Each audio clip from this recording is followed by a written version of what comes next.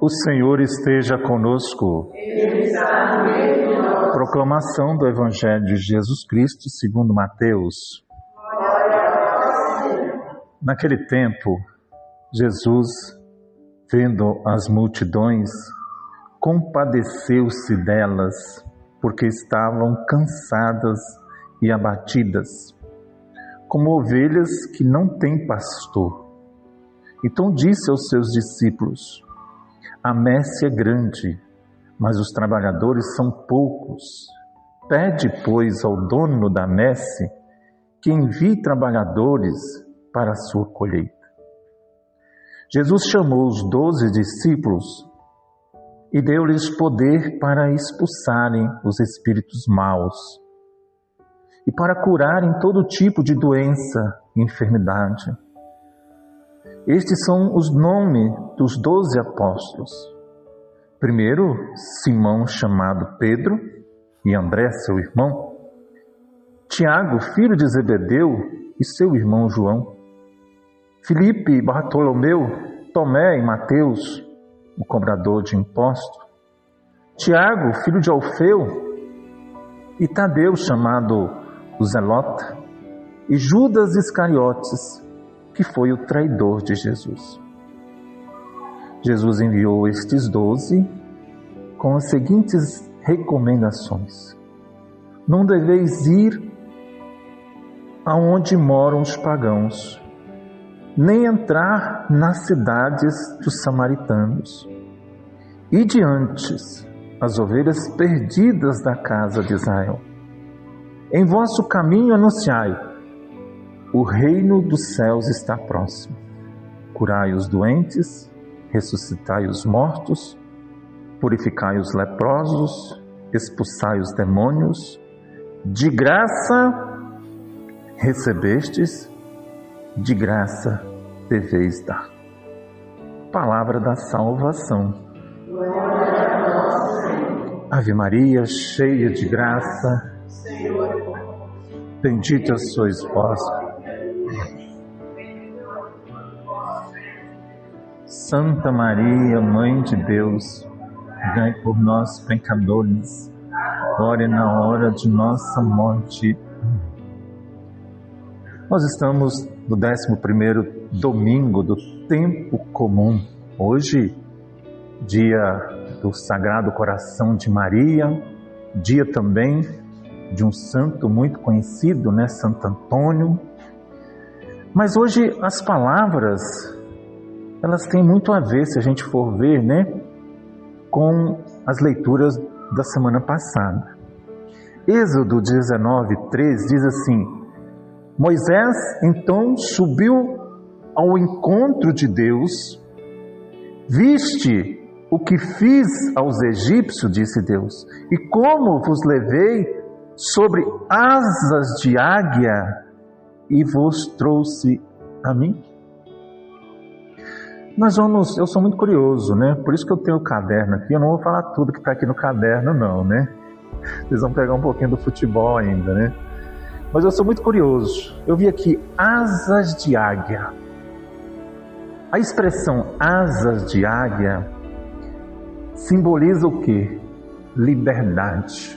A águia, né? Ela se abre toda, ela voa, né? Também asas de águia aqui em Êxodo 19 representa a proteção de Deus. Também a força espiritual, a renovação. A águia, para ela sobreviver, para ela ficar muito tempo, chega um tempo da vida dela que ela se recolhe e ela tira todas as suas penas para que ela possa sobreviver mais. Ela vai num cantinho de um espinhaço, lá no meio de uma pedra, de uma montanha, e lá ela vai fazendo o quê? Ela vai renovando as suas forças, né? Então a imagem também, isso se ela quer viver mais tempo, né? Ela vai tirando com o bico suas próprias asas, fica sem nada. Por isso que ela representa também renovação. E a imagem também representa a capacidade de elevar-se acima das dificuldades. Se a gente for ver as dificuldades que cada um de nós temos aqui, olha o que Deus fez. Asas de águia. Isso quer dizer assim, que nós temos a capacidade de viver acima das nossas dificuldades. Você está com a dificuldade? Asas de águia. Capacidade de elevar-se acima das dificuldades. Jesus disse o quê? No mundo haveis de ter aflições. Coragem, eu venci o mundo. Lá em Isaías 40, 31 diz assim: mas aqueles que contam com o Senhor renovam suas forças. Ele dá asas de águia, correm sem cessar, sem se cansar, vão para frente sem se fadigar. A segunda leitura, Romanos 5, 6. Quando éramos ainda fracos, Cristo morreu pelos ímpios. No tempo marcado, versículo 7. Dificilmente alguém morrerá por um justo, por uma pessoa muito boa. E quem morreu? Jesus. Aqui, semana passada, o Evangelho, aqui diz sobre as pessoas fracas. Quando éramos ainda fracas, Cristo morreu por nós. E o Evangelho de semana passada, domingo passado, diz assim, Evangelho dizia, aqueles que têm saúde não precisa de médico. Vocês lembram dessa palavra do Evangelho? Aqueles que têm saúde não precisa de médico, mas sim os doentes. E Jesus diz, aprendei de mim, o que significa, quero misericórdia e não sacrifício. Todas as vezes que eu leio essa palavra que eu vou falar agora, eu lembro da graça. Quando nós participávamos do grupo de oração lá, que você era núcleo, você sempre falava essa palavra. É quando estou fraco que eu sou forte. Não falava muito? Né? Eu lembro lá em 91, 92, né? A palavra diz assim, que quando éramos ainda fracos, e Coríntios, 2 Coríntios 12, 10 diz assim, São Paulo diz assim, é quando eu sou fraco que eu sou forte. O que isso significa? Essa palavra da segunda leitura e também dessa palavra de 2 Coríntios 12, 10. Significa que o poder de Cristo nos fortalece, que fortalece o cristão. Significa que não é a nossa própria força. Por isso, diz São Paulo, né? Sinto prazer nas minhas fraquezas, nas minhas injúrias, nas necessidades, nas perseguições, nas angústias, por amor de Cristo, porque quando estou fraco, então que sou forte. Você lembra que você falava, né? Então, meus irmãos, um dia desse, na casa de Maria, nós rezando para uma pessoa, e ela disse assim, Eudes, Mires, que são as pessoas que atendem lá, né, comigo, né, Mires, eu sou muito fraca. Eu acho bonito quando alguém fala assim, ele está sendo honesto. Olha São Paulo, um homem de Deus, ele chegou e falou assim, eu sou fraco, mas é quando eu sou fraco que eu sou forte. E eu disse para essa pessoa, que coisa bonita que você falou. Você não chegou aqui e falou assim, eu sou forte, eu rezo 4 terços, eu rezo com as irmãs Hesset, eu rezo com o Frei Gilson, eu vou na missa. E você pode fazer isso tudo e continuar fraco. É uma qualidade de uma pessoa humilde. Significa que o poder de Cristo nos fortalece, como eu disse.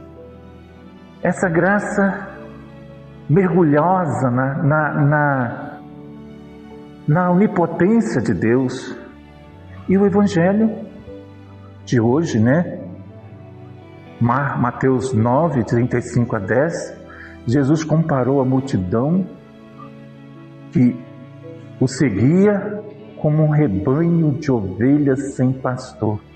E uma palavra muito bonita que Jesus faz sempre: se compadeceu-se delas.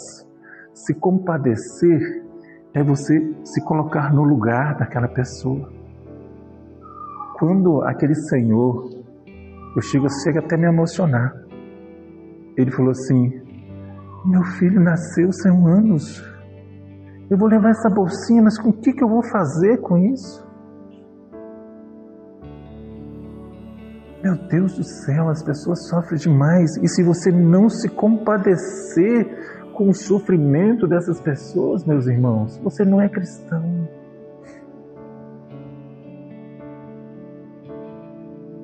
Então, Jesus, ele se compadece com aquelas pessoas, com aquela multidão que estava ali sem pastores. Por isso, ele se compadeceu daquela gente humilde, desprotegida, abandonada. E eu acho interessante que muitos de nós às vezes achamos assim, que salvação é a gente ir na missa toda semana. Graças a Deus, isso faz parte. Mas a palavra diz que no dia do julgamento nós vamos ser julgados pelas nossas caridades. Não estou dizendo que não ir na missa é obrigatório mesmo, né? Se faltar a missa, tem que confessar. É pecado mortal, diz o catecismo.